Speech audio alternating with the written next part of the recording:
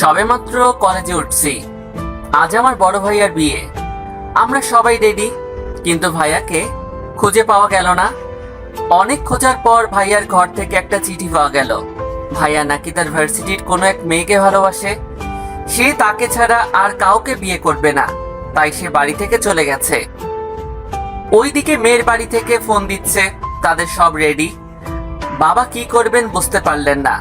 হঠাৎ কি মনে করে আবারও মেয়ের বাবার কাছে ফোন দিলেন, তারপর আরেক পাশে চলে গেলেন। তাদের ভিতর কি কথা হলো আমরা শুনতে পেলাম না। কথা বলা শেষে বাবা ভাইয়ার পাঞ্জাবি পায়জামা বিয়ের পাগড়ি নিয়ে এসে আমাকে দিয়ে বললেন, এইগুলো পরে এসো। মানে কি বাবা, এইগুলো পরবো কেন? কারণ এই বিয়ে এখন তুমি করবে। কি, আমি বিয়ে করব? আমার তো বিয়ের বয়সই হয়নি। তাছাড়া বিয়ে করে বউকে খাওয়াবো কি? সেটা তোমাকে ভাবতে হবে না, তোমাকেই এই বিয়ে করতে হবে। আর কোনো কথা না বলে এইগুলো পরে এসো। বাবার মুখের উপর কথা বলার সাহস আমার নাই, তাই বাধ্য হয়ে বিয়েটা করতে হলো। আজ আমার বাসর রাত, বাড়ির সবাই বউ নিয়ে ব্যস্ত। আমি ছাদে বসে সিগারেট খাচ্ছি। সিগারেট আমি খাই না, কিন্তু আজ কেন জানি খুব খেতে ইচ্ছা করতেছিল, তাই বাবার সিগারেটের প্যাকেট নিয়ে আসছি। সিগারেট খাচ্ছি, হঠাৎ পেছন থেকে পাশের বাসার ভাবি ডাক দিল, এই যে মিস্টার শুভ, এখানে কি করছো? কিছু না ভাবি, এই তো আকাশ দেখতেছি। নতুন বউরে রাইখা আকাশ দেখো?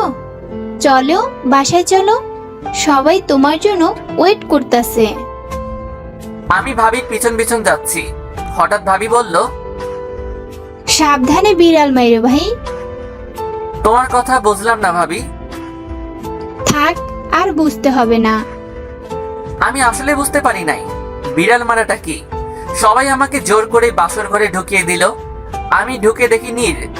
ও, আপনাদেরকে তো বলাই হয়নি, আমার বইয়ের নাম নীর। ও আমার থেকে 2 বছরের বড়, খাটে বসে আছে। আমি গিয়ে সোফায় বসলাম।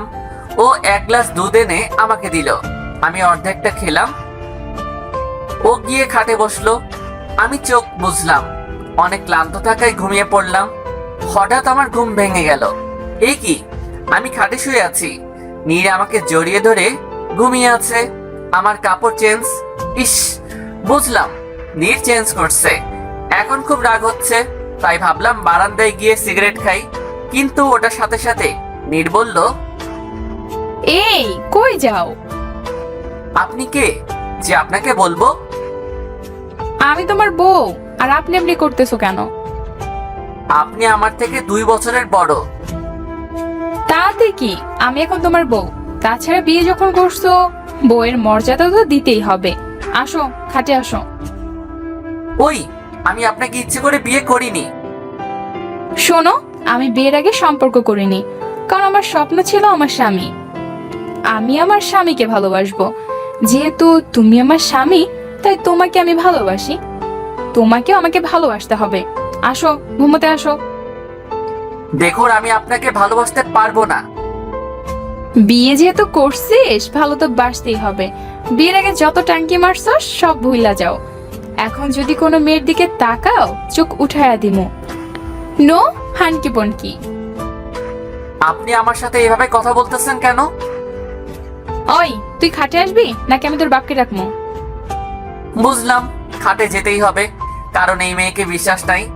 বাবাকে ডাক দিতেই পারে, তাই বাধ্য হয়ে খাটে গেলাম। এই মাইয়া আবার জড়াইয়া ধরছে। ইয়া আল্লাহ, আমার এই পেতনির হাত থেকে বাঁচাও, এইটা বইলা ঘুমাইয়া পড়লাম। সকালে একটু দেরি করে ঘুম থেকে উঠলাম, নাস্তা করে বাহিরে গেলাম। বন্ধুরা আমার বিয়ের খবর শুনে খুব খুশি হলো, কিন্তু ওরা বাসটা ঠিকই দিল। 2000 টাকা খাওয়াতে হয়েছে। হঠাৎ ফোনটা বেজে উঠলো, দেখি আননোন নাম্বার। আমি আননোন নাম্বার কল রিসিভ করি না। পরপর 3 বার রিং হওয়ার পর কলটা রিসিভ করলাম। কোথায় তুমি? কে আপনি? আমি তোমার বউ, তাড়াতাড়ি বাসায় আসো। বাবার বাড়িতে যাব। তো যান, আমি এসে কি করব? তুমি যাবা না?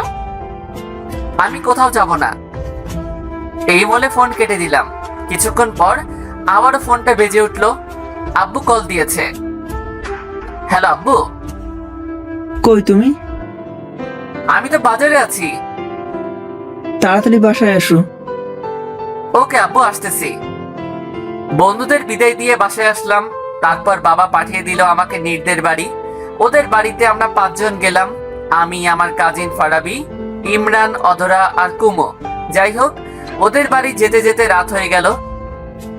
রাতে খাওয়া দাওয়ার বিশাল আয়োজন করলো। খাওয়া শেষে আমাকে একটা রুমে বসিয়ে রাখা হলো। শালার কাজিন গুলাও নিয়ে আসলাম সময় কাটানোর জন্য, আর তারা গল্প মারতেছে।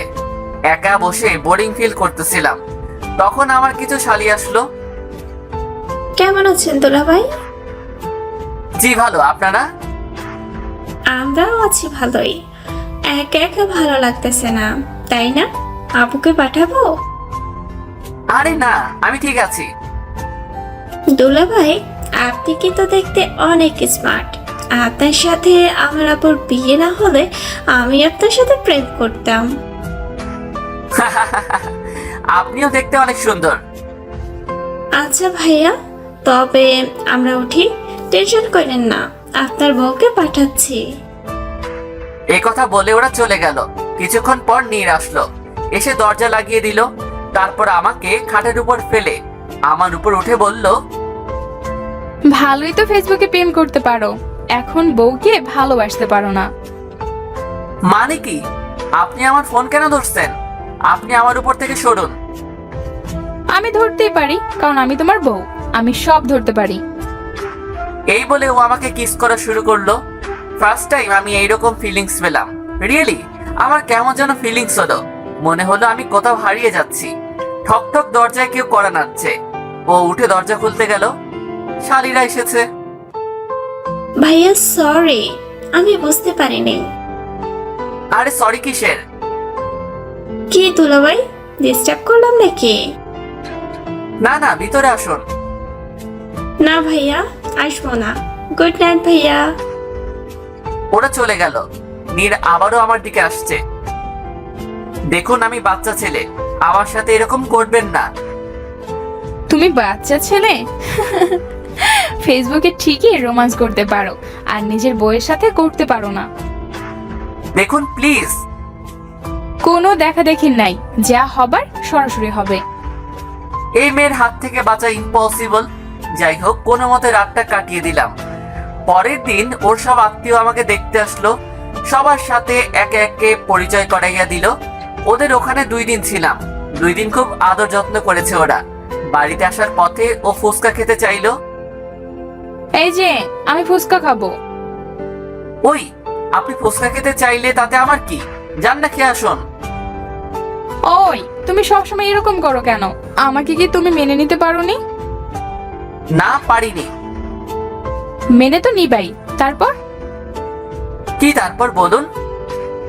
থাক, আগে ফুচকা খাবো।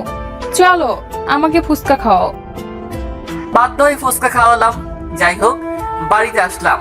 আমি একটু বাইরে গেলাম বন্ধুদের সাথে দেখা করতে। বন্ধুরা আমাকে বলল, কি রে, বিয়ে করে বউ পাগলা হয়ে গেলি? আরে না, বউ পাগলা কেন হব? এমনি ওদের বাড়িতে গেছিলাম। ভাই, তোর কপাল আর শালা আমাদের কপাল। ভালোই মজায় আছো, শ্বশুর বাড়ি যাচ্ছ। বেটা, বিয়া তো করো নাই, মজা মনে করতেছো? বিয়া করো, তারপর বুঝবা কত ধানে কত চাল।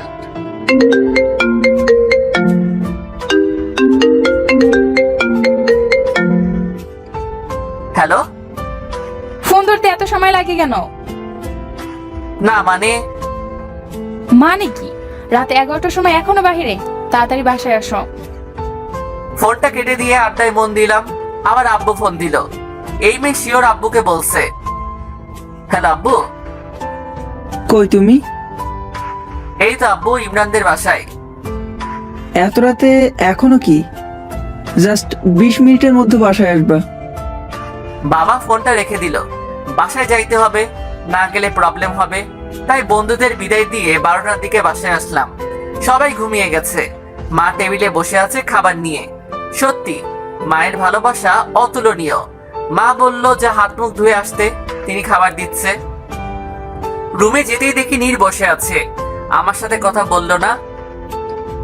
আমিও কোনো কথা না বলে কাপড় চেঞ্জ করে খাবার খেতে চলে গেলাম। মা বলল বৌমাকে ডাকতে, ও এখনো না খেয়ে আছে। আমি বলেছিলাম সবার সাথে খেতে, কিন্তু ও তোকে ছাড়া খাবে না, ডাক দে। মাকে বললাম আমি পারবো না, তুমি ডাক দাও। মা নীরকে ডাক দিল, ও খাবার খেলো। আমার খাবার খাওয়া শেষে শুতে চলে গেলাম। ও আসলো, চুপ করে শুয়ে গেল। আজ আর কোনো কথা বললো না। সত্যি আজ কেমন যেন কিছু মিস করছি, হয়তো ওর দুষ্টু মিষ্টি আদরগুলো। তাহলে কি আমি ওর প্রেমে পড়েছি? হঠাৎ সকালবেলা থেকে আমার খুব পেটে ব্যথা শুরু হলো, বুঝতে পারছি না। প্রচন্ড ব্যথায় জ্ঞান হারিয়ে ফেলি। এরপর আর কিছু মনে নাই। যখন জ্ঞান ফিরল তখন আমি হাসপাতালে শুয়ে আছি। রাত 4টার মতো হবে। নীর আমার পাশে বসে আছে। মনে হয় না সারা রাত ঘুমাইছে। চোখ দুটো লাল, হয়তো কান্না করছে। মেয়েটা আমাকে অনেক ভালোবাসে। না, একে আর কষ্ট দেওয়া যাবে না। আমাকে নড়তে দেখে আম্মুকে ডাক দিল। বাহিরে আব্বু আম্মু বসা ছিল। আব্বু আর নীরকে বাসায় পাঠিয়ে দিলাম। আম্মু গেল না, আমার কাছেই থেকে গেল। যাই হোক, আমিও ঘুমিয়ে পড়লাম। পরের দিন আমি বাসায় চলে আসলাম। সারাদিন বউকে কাছে পেলাম না। ওকে যে আমি ভালোবাসি এটা তো বলতে হবে। যাই হোক, রাতে আমার জন্য রুমে খাবার নিয়ে আসলো। আমি এগুলো খেতে পারবো না। কেন, কি হয়েছে? কেউ খাওয়াইয়া দিলে খেতাম। কি ব্যাপার? Something is wrong? থাক, লাগবে না, আমি খাবো না। আরে না, আমি খাওয়াই দিচ্ছি। ও আমাকে খাওয়াই দিল। খাবার শেষে ও প্লেট নিয়ে চলে যাচ্ছে। তখনই ওর হাত ধরে টেনে আমার বুকের কাছে নিয়ে আসলাম।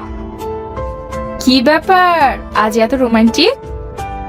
কারণ আজ আমার সিনিয়র বউকে ভালোবেসে ফেলেছি। তাই বুঝি? এই যে আমি তোমার সিনিয়র, মুখ সামলে কথা বলো। স্বামী সব সময় বউয়ের থেকে বড় হয়। ওকে কাছে এনে কপালে কিস করলাম। প্লেটটা রেখে আসি, তারপর বোঝাচ্ছি কে সিনিয়র আর কে জুনিয়র। এরপর কি হলো তার বলতে চাইছি না।